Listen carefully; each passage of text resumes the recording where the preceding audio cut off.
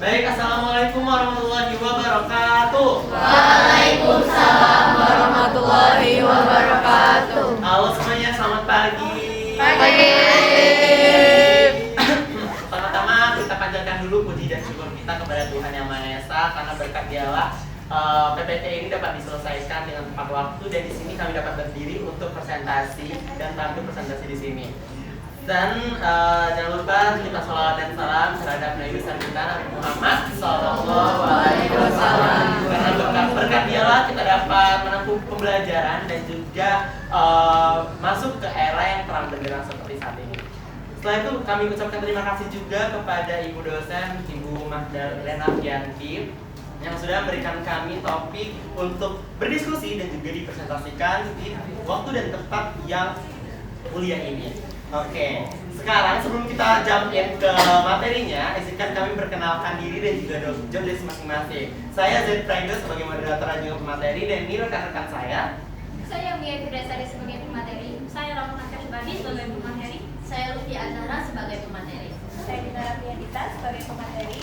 Saya Nadia Semarana sebagai pemateri. Oke, sekarang kami dikasih topik yang cukup menarik, yaitu pendidik dan peserta didik sebagai faktor pendidikan. Jadi di pendidikan itu of course ya, di dalam suatu pendidikan pasti ada orang yang memberikan pendidikan dan orang yang menerima pendidikan. Nah di sini pasti ada faktor dampaknya bagi pendidikan itu sendiri.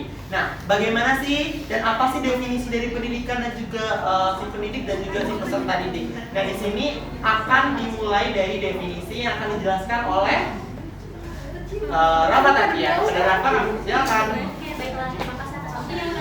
Jadi sebelum kita masuk ke materi inti yaitu keterlibatan dan kenapa pendidik dan peserta didik itu bisa menjadi hasil pendidikan, kita harus tahu dulu apa definisi dari dan jadi yang pertama, pendidik adalah orang yang mendidik, memberikan ilmu dan pengetahuan baru bagi orang lain secara konsisten serta berkesinambungan.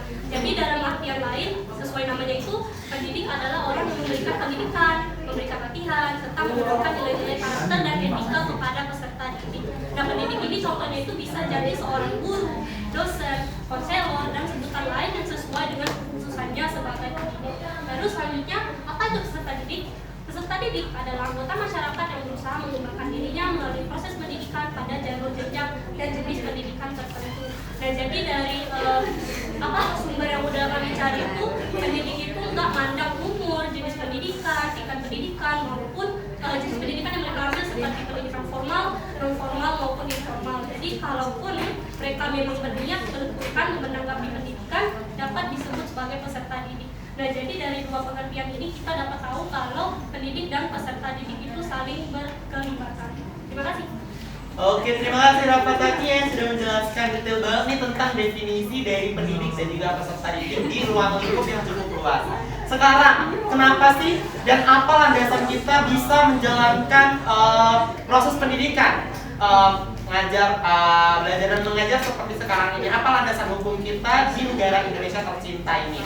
Lanjut ke landasan hukum yang akan disampaikan oleh Mia. Kepada Mia kami persilakan. Oke, landasan hukum. Landasan hukum pendidikan adalah dasar atau fondasi dalam perundang-undangan yang menjadi pijakan dan pegangan dalam pelaksanaan pendidikan di suatu negara. Nah, berikut landasan hukum pada materi kita kali ini.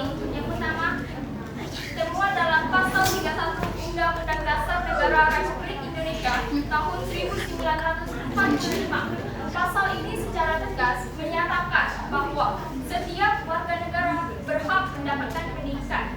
Hal ini berarti pendidikan adalah hak yang melekat pada setiap individu dan tidak dapat dicabut. Dan yang kedua, pemerintah mengusahakan dan menyelenggarakan satu sistem pendidikan nasional.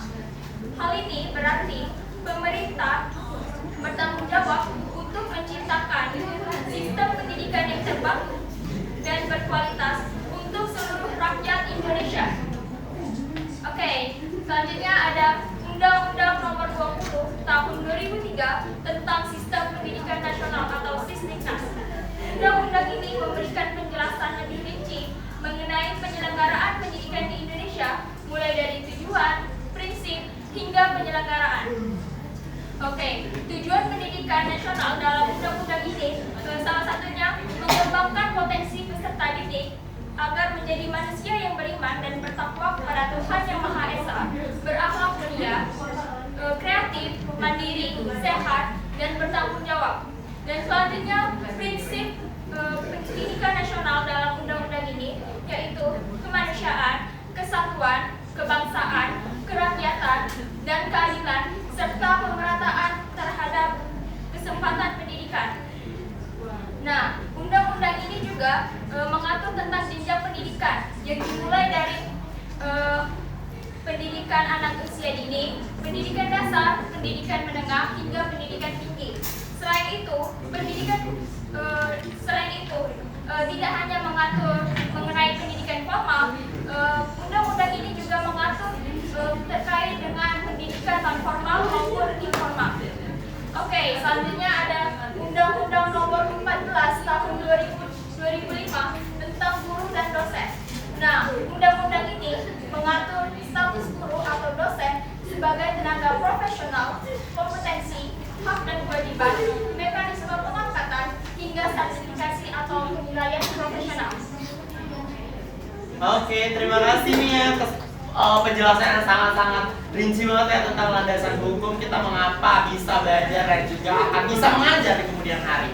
Lanjut, kenapa sih si pendidik dan juga si peserta didik ini penting dalam proses pendidikan? Mengajar dan belajar itu berlangsung yang akan dijelaskan oleh saya sendiri. Baik. Kenapa sih kita itu penting dan juga dosen itu juga penting? Karena pendidik itu pertama manajer pembelajaran. Do you know what manager stands for? Manajer itu yang mengatur, menahkodai pembelajaran. Jadi sesuai dengan apa yang telah kami diskusikan, fungsi dosen atau pendidik itu untuk yang mengarahkan, yang memberikan latihan, mengawasi, memfasilitasi, dan juga yang pada akhirnya akan mengevaluasi para peserta didik. Gitu. Selanjutnya pencipta kelas dinamis. Sebagai seorang dosen atau pendidik gitu, kita berusaha untuk nge-backup, merangkul peserta didik kita supaya berada di atmosfer yang menyenangkan. Kita berusaha untuk bisa ngajak mereka semua ke dalam ruang lingkup pendidikan yang bervariatif, aktif, dan juga interaktif gitu. Lanjut ke model dan pembangunan karakter. Selain akademikal, pendidik juga berperan penting dalam pembangunan dan juga pembentukan karakter si peserta didik itu sendiri. Dan terakhir, kunci eksekusi kurikulum. Kurikulum itu kan jalur kita untuk mencapai tujuan pembelajaran. Nah, walaupun kurikulumnya bagus, rancangan pembelajarannya bagus, tapi gurunya tidak profesional, percuma. Begitu juga kalau misalnya gurunya profesional tapi tidak bisa membangun kurikulum yang baik, juga percuma. Lanjut, kenapa kita sebagai peserta didik itu penting? Karena fokus dan tujuan akhir kita tuh sebagai fokus, kita tuh sebagai objek tujuan penyampaian materi dari si pendidik itu tadi sebagai timbal balik nih pembicara interaksi dua arah antar pendidik dan juga si peserta didik. Kita juga bakal menerima dan juga punya tujuan akhir yang dibimbing oleh si pendidik gitu. Yang kedua ada subjek pembelajaran aktif. Subjek ini kan yang melakukan. Jadi peserta didik ini berarti dituntut aktif sebagai pelaku dalam pembelajaran. Yang ketiga sasaran pengembangan. Kita juga menjadi objek dalam pengembangan yang dikembangkan yang akan dibimbing oleh si pendidik dalam pengembangan karakter ataupun akademikal. Terakhir, indikator keberhasilan. Setelah si pendidik dan juga si peserta didik ini melalui seluruh tahap pembelajaran, maka kita ini juga sebagai role model, bukan role model sih, sebagai model, sebagai objek penentu keberhasilan si pendidik. Seperti itu. Jadi itu kenapa kita penting, karena kita sebagai indikator keberhasilan si pendidik mendidik kita, dan juga gimana kita tuh sebagai gambaran seberapa bisanya pendidik itu mencapai tujuan kurikulum dia gitu. Dari saya terima kasih kembali ke moderator. Terima kasih untuk diri saya sendiri yang sudah menjelaskan secara rinci kenapa kedua penting. Selanjutnya kita akan mengarah ke peran dan fungsi pendidik dan peserta didik. Pastinya lebih rinci dari yang saya jelaskan. Tadi akan dijelaskan oleh Zara. Kepada Zara kami silakan. Baiklah, saya akan menjelaskan peran dan fungsi pendidik dan peserta didik. Yang pertama adalah pendidik. Pendidik sebagai fasilitator menciptakan kondisi belajar yang aktif dan menyenangkan. Sebagai motivator, menumbuhkan semangat belajar peserta didik. Lalu juga sebagai evaluator, menilai proses serta hasil pembelajaran. Dan sebagai inovator, terus memperbarui metode pembelajaran agar sesuai dengan perkembangan zaman. Selanjutnya adalah fungsi pendidik. Fungsi pendidik terbagi menjadi 3, yaitu fungsi edukatif, sosial, dan administratif. Yang pertama adalah fungsi edukatif. Fungsi edukatif yaitu guru berperan mendidik dan mengajar peserta didik agar berkembang secara intelektual, emosional, dan moral. Yang kedua, fungsi sosial yaitu menuntut guru menjadi teladan yang baik serta menjembatani hubungan antara sekolah, keluarga, dan masyarakat. Yang ketiga yaitu fungsi administratif, menuntut guru mampu mengelola kegiatan pembelajaran, menilai hasil belajar, dan menciptakan lingkungan kelas yang kondusif. Ketiga fungsi tersebut saling melengkapi dan menunjukkan bahwa guru tidak hanya berperan di ruang kelas, tetapi juga dalam membangun iklim pendidikan yang harmonis dan efektif di seluruh lingkungan sekolah. Selanjutnya adalah peran peserta didik. Peran peserta didik adalah sebagai subjek aktif yang berinteraksi dalam proses pembelajaran untuk mencapai tujuan pendidikan. Dan fungsinya mencakup memahami materi, aktif dalam diskusi, mengerjakan tugas, mengembangkan kemandirian, dan berkontribusi pada budaya positif. Hal ini menegaskan bahwa keberhasilan pendidikan tidak hanya bergantung pada pendidik, tetapi juga pada kesadaran dan partisipasi aktif peserta didik dalam mengembangkan diri dan lingkungannya. Terima kasih. Oke, terima kasih Zara. Selanjutnya kita akan ke poin selanjutnya, yaitu faktor mempengaruhi hubungan antara si peserta didik dan juga si pendidik. Bagi Dinara, kami persilakan. Oke, terima kasih moderator atas waktunya.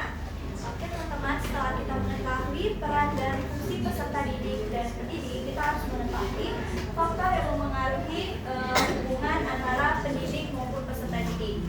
Di sini saya mau bertanya dulu pada teman-teman sekalian. Menurut teman-teman, apa yang mempengaruhi hubungan antara pendidik maupun peserta didik di kelas? Apakah suasana belajarnya, apakah semangat peserta didiknya, ataukah cara mengajar gurunya? Semuanya.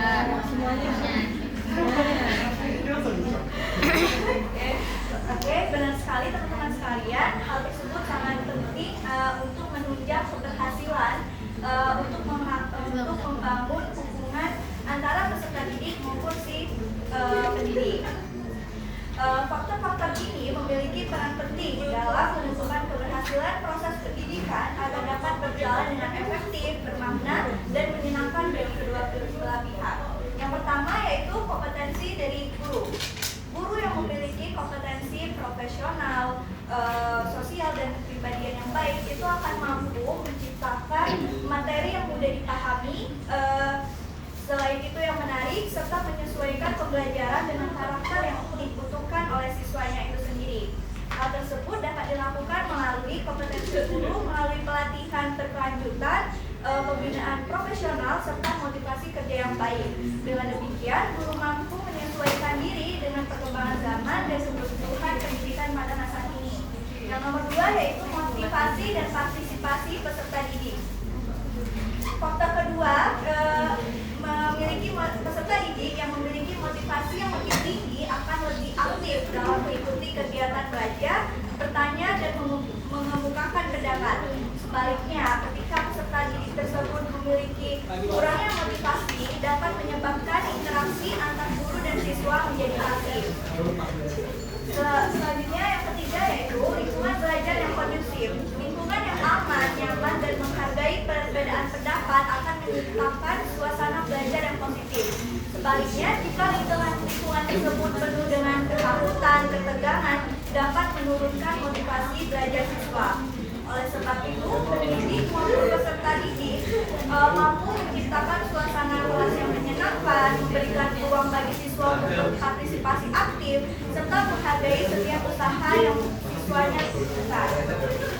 terakhir yaitu pemanfaatan teknologi dalam pembelajaran.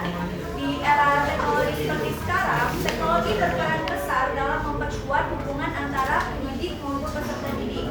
Melalui media sosial, platform digital, guru dapat meningkatkan interaksi serta memudahkan proses belajar, terutama ketika pembelajaran tidak dapat dilakukan secara tatap muka. Namun demikian, pendidik maupun peserta didik harus melakukan bersikap lebih bijak untuk menggunakan teknologi agar tidak sekedar menjadi alat bantu, melainkan benar-benar mendukung proses belajar menjadi kreatif, interaktif, dan relevan dengan kebutuhan peserta didik saat ini. Mungkin itu saja, terima kasih. Oke, terima kasih Dinara telah menjelaskan faktor yang mempengaruhi kedua belah pihak. Lanjut, kita akan apa sih keterlibatan keduanya terhadap pendidikan? Seperti yang akan dijelaskan oleh Nabila. Mbak Nabila, kami persilakan. Terima kasih moderator atas kesempatannya. Sebelumnya sudah dijelaskan bahwa pada intinya pendidik adalah sebagai fasilitator dan pembimbing serta sebagai penyedia pengetahuan, namun peserta didik sebagai partisipan dalam proses belajar kognitif. Nah, apa yang membuat keduanya terlibat? Keterlibatan keduanya ini dapat terwujud melalui interaksi yang saling menghormati, di mana pendidik, pembimbing, dan memberikan teladan, sementara peserta didik itu sendiri menunjukkan antusiasme, rasa ingin tahu, serta partisipasi yang aktif dalam kegiatan pembelajaran. Dengan begitu, keterlibatan keduanya dapat terwujud dalam proses pendidikan. Sudah?